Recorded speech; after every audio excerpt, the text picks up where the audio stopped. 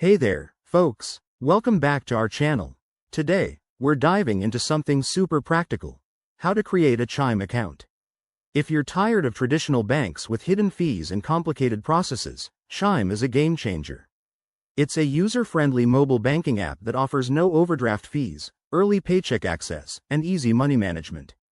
Whether you're a student, a freelancer, or just someone looking to simplify your finances, this guide is for you.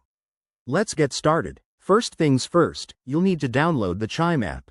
Head over to your App Store, whether it's Google Play for Android or the App Store for iPhone, and search for Chime. Once it's downloaded and installed, open the app.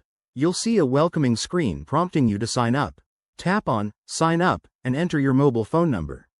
Chime will send you a verification code via text. Make sure to enter it quickly to proceed. Next, you'll need to provide some basic personal information. This includes your full name, date of birth, address, and social security number for verification purposes. Don't worry, Chime takes your privacy seriously and uses secure encryption. After that, you'll set up a secure PIN or password for your account. This is crucial for protecting your funds, so choose something strong and unique. Now, Chime might ask you to link an external bank account or add a debit card to fund your new account. This step is optional but recommended to get started right away. Once everything is verified, your account should be active.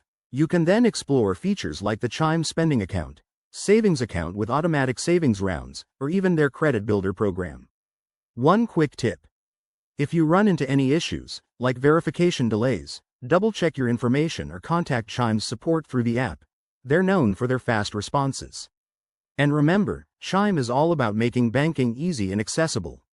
There you have it. You've just created your Chime account in a few simple steps.